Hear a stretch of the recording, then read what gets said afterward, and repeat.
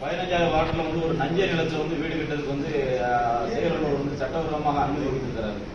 இந்த அனுமதியை ரத்து செய்ய கோரி மாவட்ட ஆட்சியர் மற்றும் அரசு அதிகாரிகள் புகார் கொடுத்திருக்கோம். ஆனால் எந்த விதமான நடவடிக்கை எடுக்கப்படலை. இதில் வந்து செயல் அலுவலர் இந்த சட்டவிரோதமாக அனுமதியை வாங்கிய செயல் அலுவலருக்கு துறை ரீதியாக நடவடிக்கை எடுக்கணும். அதே போல சேர்மாதேவி வட்டாட்சியர் அலுவலகத்தில் சர்வே எண் 648 வந்து முறைகேடாக பட்டா வழங்கப்பட்டிருக்கு.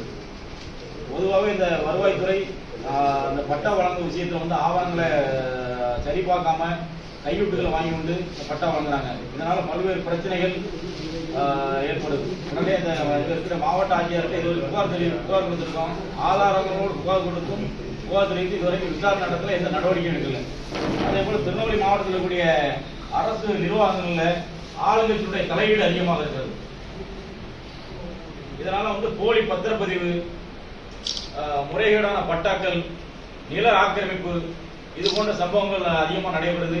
இதுக்கு பின்புலமாக இங்க இருக்கக்கூடிய ஆளுங்கட்சியினுடைய சில பிரமுகர்கள் அதுக்கு உடனடியாக செயல்பட்டு இருக்காங்க. அதனால அதிகாரிகள் வந்து ஒரு சரியான முடிவு எடுக்க முடியாம ஆளுங்கட்சி பிரமுகருடைய அழுத்தத்துக்கு ஆளாகிறாங்க. அதனால அதிகாரிகளும் சரியான நடவடிக்கை எடுக்கல.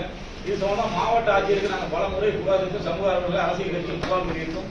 மாவட்ட ஆட்சியரும் சரியான நடவடிக்கை எடுக்கப்படல. மோசமான நிலையில் போய்கிட்டு இருக்கு.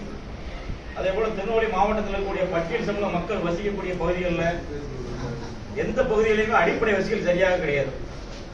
இதை வந்து இங்க இருக்கக்கூடிய ஆதி திராவிட நலத்துறை நேரடியாக ஆய்வு செய்து அடிப்படை வசதிகள் செய்து தருவதற்கு நடவடிக்கை எடுக்கணும்.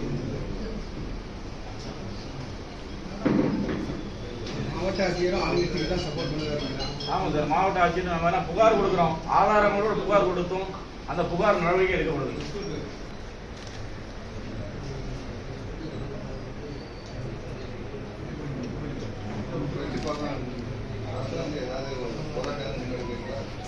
ஏற்கனவே சம்பந்தம் போராட்டத்துக்கு சேர்மதிகள் போராட்டத்துக்கு அனுமதி கொடுத்துருந்தோம். காவல்துறை அனுமதி மறுத்துட்டாங்க.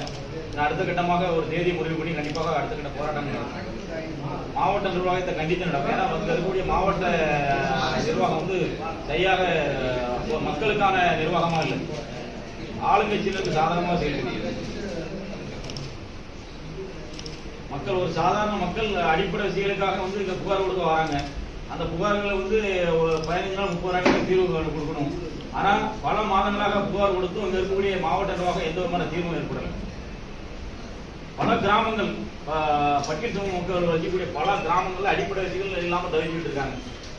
ஆனா அங்க இருக்கக்கூடிய அரசு நிர்வாகம் இந்த நடவடிக்கை எடுக்கல.